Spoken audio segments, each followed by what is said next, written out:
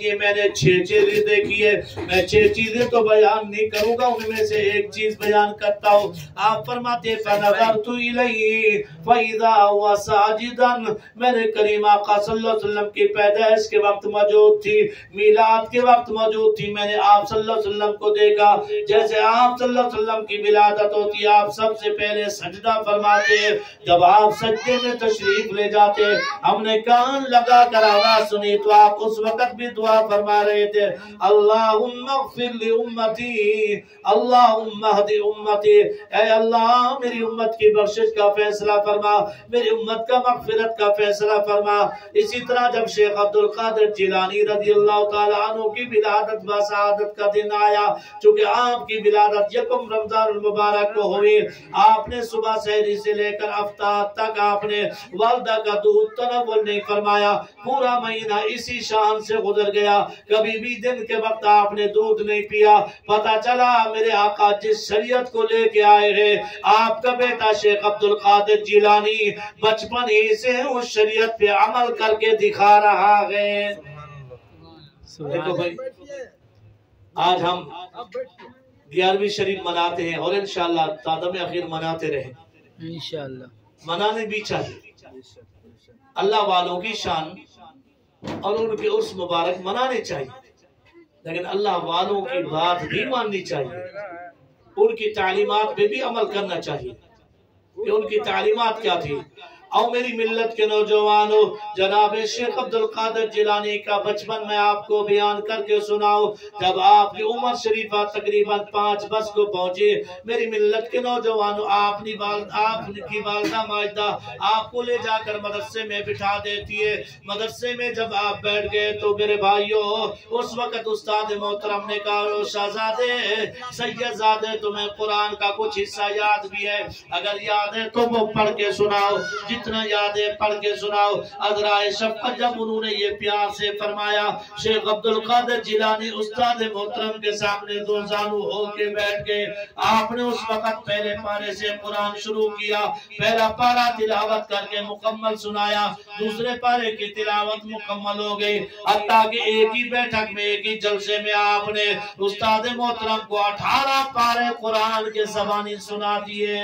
اس وقت استاد محترم نے فرمایا بیٹے سیدزادے بس کر، اتنا بتا دے پڑھنے آیا ہے یا کہ پڑھانے آیا ہے؟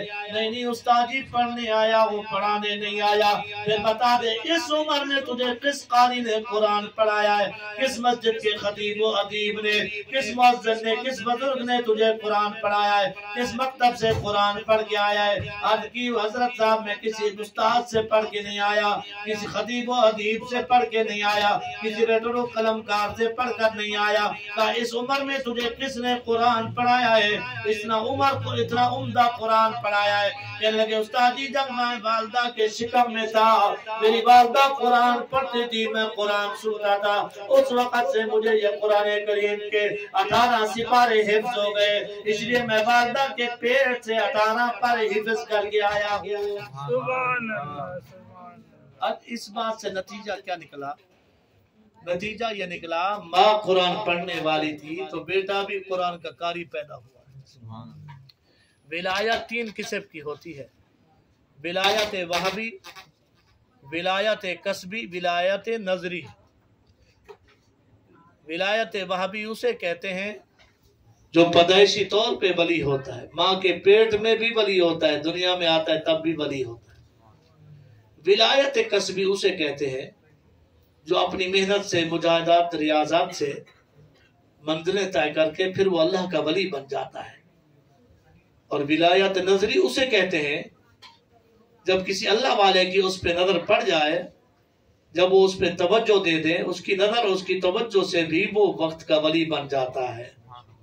لیکن شیخ عبدالقادر جیلانی جو پہلی قسم میں نے بیان کی، آپ پیدائشی طور پہ مادرزاد ولی پیدا ہوئے ہیں۔ اور دوسری بات یہ کہ آپ حسنی حسینی سید بھی ہے، نجیب الطرفین بھی ہے، یعنی حسنی حسینی سید بھی ہے۔ تو میری ملت کے نوجوانوں، کیا بلند شان ہے والدہ کی کہ ماں گھر کا کام و کاج بھی کر رہی ہے، خدا کے قرآن کی تلاوت بھی کر رہی ہے۔ اور میری ملت کے نوجوانوں، حضرت جناب امام احمد بن حنبل کی بیٹی ہے، آپ نے جب نکاح کر کے اسے رخصت کر دیا، میرے بھائیوں دلہن جب گھر چلی گئی، اس کی پہلی رات ہے، سہاگ رات تھی۔ میری ملت کے نوجوانوں سنو اس پیغام کو، میری بیٹیوں کو یہ پیغام سناؤ۔ جب نماز تہجد کا وقت آیا، امام احمد بن حنبل کی بیٹی شوہر سے اجازت لے کر، خاوند سے اجازت لے کر مصلی پہ کھڑی ہو گئی۔ آپ نے نماز تہجد کے اندر تقریباً 7 سپارے قرآن کے تلاوت فرمائے۔ سبحان اللہ، ذرا زور سے کہیے سبحان اللہ۔ اللہ یہ توفیق ہماری ماؤں اور بہنوں اور بیٹیوں کو بھی عطا فرمائے۔ اللہ ہم سب کو یہ توفیق عطا فرمائے تاکہ نماز تہجد کی نعمت اللہ ہمیں عطا فرمائے۔ یہ بہت بڑی نعمت ہے، بہت بڑی عظمت ہے۔ میری ملت کے نوجوانوں پھر وقت آیا، صبح کی نماز کا وقت قریب ہو گیا۔ جب اذان ہوئی تو پھر امام احمد بن حنبل کی بیٹی نے نماز پڑھی۔ نماز پڑھنے کے بعد قرآن کریم کو لے کے بیٹھ گئی، پھر قرآن کریم کی تلاوت کرنے لگی۔ اتنے میں تقریباً 600 عورتیں بیادری کی رشتہ دار جو اڑوس پڑوس کی رہنے والی تھی وہ جمع تھی گھر کے اندر۔ آپ کی ساس صاحبہ سے کہنے لگی، بی بی ایسا کرو، آپ اپنی دلہن کا زیارت تو ہمیں کراؤ، تم دیدار تو کریں، زیارت تو کریں۔ یہ کیسی پیاری بچی ہے، کیسی پیاری عورت آپ کے گھر میں آئی ہے جس نے نماز تہجد بھی ادا کی ہے، صبح کی نماز بھی پڑھی ہے اور بیٹھ کے قرآن کی تلاوت بھی کر رہی ہے۔ جب ساس صاحب آئی دروازے پہ دستک دیتی ہے، کہتی ہے بیٹی دروازہ کھول۔ جب دروازہ کھولتی ہے ساس صاحبہ کہتی ہے 600 عورتیں آپ سے ملنے کی خواہشمند ہے، ذرا آپ اپنی ان کی زیارت کرا دے، آپ اپنا دیدار کرا دے تاکہ وہ دیکھ سکے کہ کیسی بیٹی ہے، کیسی بہو کو لے کے آئی ہے۔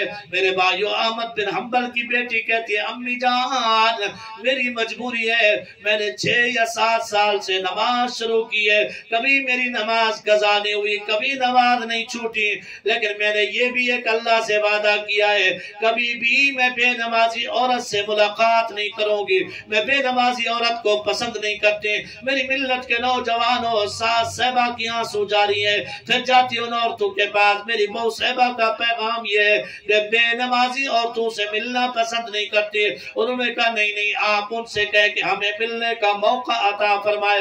آج ہم ان کے ہاتھ پہ بیعت کرتی ہیں، آج ہم ان کے ہاتھ پہ توبہ کرتی ہیں کہ آئندہ کبھی بھی ہماری نماز قضا نہیں ہوگی۔ ذرا زور سے کہیے سبحان اللہ۔ اور ہم بھی دیکھیں کہ ہم نماز پڑھتے ہیں کہ نمازوں کو چھوڑتے ہیں۔ ہماری ماں بہنوں بیٹیوں سنو کہ ہم بھی نماز پڑھتے ہیں یا نماز چھوڑ دیتی ہے۔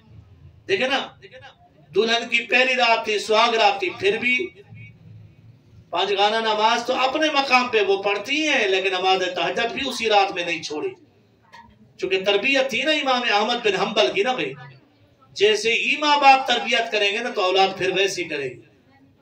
میری ملت کے نوجوانوں جب وہ 600 عورتیں آئیں انہوں نے آپ کے ہاتھ پہ توبہ کی، آئندہ کبھی ہم نماز نہیں چھوڑیں گے، آئندہ ہماری نمازیں قضا نہیں ہوگی۔ اس وقت پھر بی بی صاحبہ نے کہا اب بیٹھ جاؤ بیٹھ جاؤ۔ جب وہ ساری عورتیں بیٹھ گئی تو امام احمد بن حنبل کی بیٹی اس وقت قرآن لے کر سامنے بیٹھ گئی اور قرآن پڑھتی رہی اور ان 600 عورتوں کو قرآن کی تفسیر بھی بیان فرماتی رہی۔ سبحان اللہ، کیا شان ہے اللہ والوں، کیا شان ہے اس بی بی کے، اللہ کی نیک بندی کی۔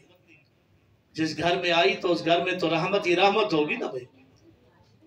لیکن آج ہمارے ہاں کیا ہوتے ہیں، بیٹی کی رخصتی ہوتی نا قرآن دیتے ہیں، اور کوئی تو قرآن اوپر لے کے چلتا ہے تاکہ یہ قرآن کے سائے میں چلے۔ میں یہ کہتا ہوں کہ ٹھیک ہے، اچھی بات ہے قرآن دو،